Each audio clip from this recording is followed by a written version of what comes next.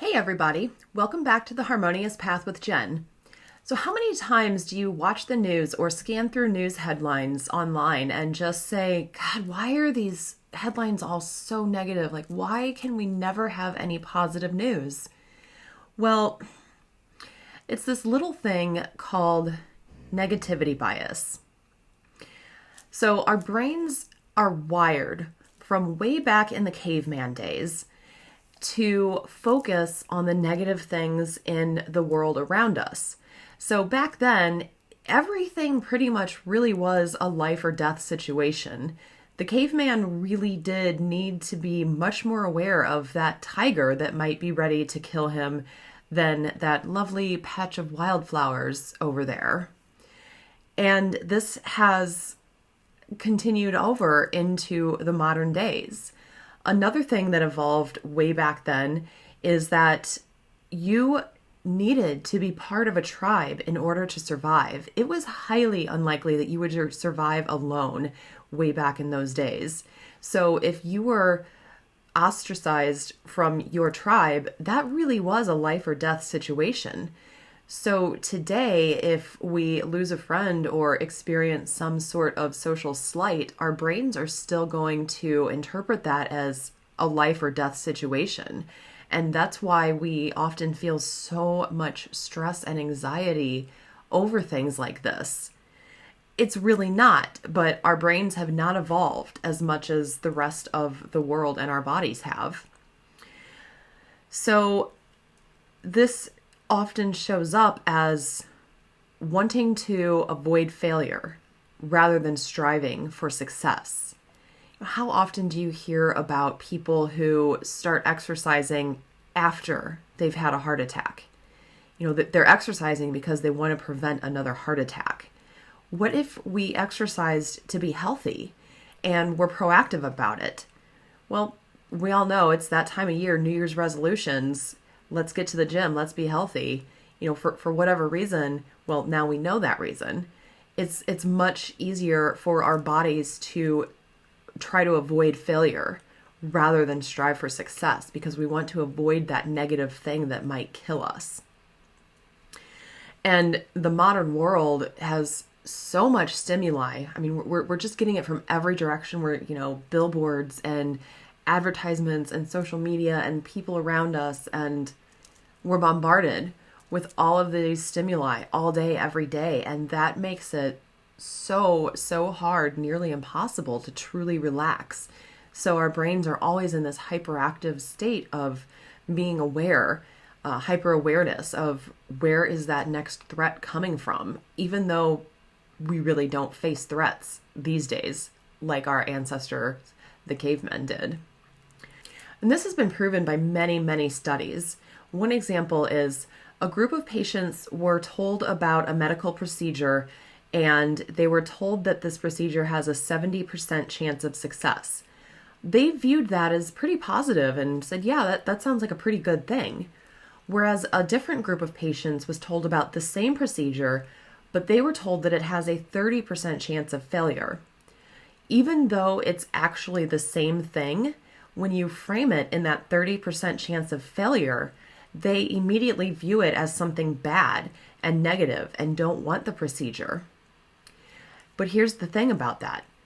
When you then tell them, well, actually it's a 70% chance of success rate, they're still going to think it's a negative thing because it is so hard that once you have that negative thought, that negative view of something in your head, it's nearly impossible to change it. Whereas when the first group of patients is then told, oh, well, this procedure has a 30% chance of failure, they immediately decided, oh, this is a negative thing. We don't want that. So it's much easier to lean towards the negative rather than to focus on the positive. Another nice little kick in the ass to help with this is something called peptide addiction. Now, peptides are amino acid chains created by the hypothalamus, and that is the part of your brain that regulates emotions. So when you experience any feeling or thought or emotion, whether it's negative or positive, your brain creates these peptides, and then it sends them out to every cell in your body. and the cells will develop specific receptors to receive these amino acids. So the more you experience negative emotions and view things from a negative viewpoint, the more these negative peptides are going to get created. And that's what your cells are going to be conditioned to look for and what they want. So when you try to change your thinking to be more positive, you'll probably know, when you try to change your thinking, when you try to change your exercise habits, it's really hard because you're changing your thoughts and your brain is then creating different peptides, but your cells still have the receptors for those old ones from the negative thoughts. And that's what it wants because that's what it currently has the receptors for. So it's going to send signals to your brain saying, hey, we need more of this peptide. And your brain in turn is going to tell you, hey, we need this, and start making you think about how to get that thing that gave you the negative feeling. And that's addiction in general. That's a basis of a lot of addiction. So you actually do get addicted to negative emotions. And this also depends on the person. So two different people can experience the exact same situation, but view it in different ways and therefore create different peptides. So if somebody tells me, man, you're really ugly, but if I have a deep self-care and self-love practice, and if I have a good view of myself, I'm not going to latch onto that. And my brain is going to therefore start thinking, no, that's not true. We're beautiful, and create the positive peptides. But if I had low self-esteem and really struggled with my self-image, my brain's going to view that as an attack, and it's going to create those negative peptides. So there's so much working against us here. It can seem just really, really hopeless, and why bother trying? But there is a way to bust through this negativity bias and to change your thinking and to train your brain to create more positive peptides. Gratitude is a big buzzword pretty much everywhere these days, so much so that you might just be tempted to write it off as a fad. But gratitude, a good gratitude practice is absolutely vital when you're working to combat negativity bias. So what will happen is when you practice gratitude, your brain will gradually rewire itself to make it more natural for gratitude and positivity to be what you go towards rather than negativity. But it takes a lot of work, a lot of dedication, and it is a slow process. So how do you do this? The most common thing that people say in regards to a gratitude practice is write down 3 things every night that you're grateful for. So let's start there. Every night, write down, it can be in a notebook, it can be in a notes app on your phone or computer, or you can just think about it and kind of, meditate about it a little bit. Think about 3 things that you're grateful for from that day and write it down. But don't just write it down. You need to really relive that experience. You need to bring that experience back to life in your mind and really feel how it made you feel. This helps you cement that into your psyche. If you just write it and don't really think about it, well, it's not really going to do much good. It's the focusing on that good feeling and really letting it sink in that's going to help this happen and help your brain to rewire itself. And then once you get used to doing gratitude at night, you can start doing it throughout your entire day.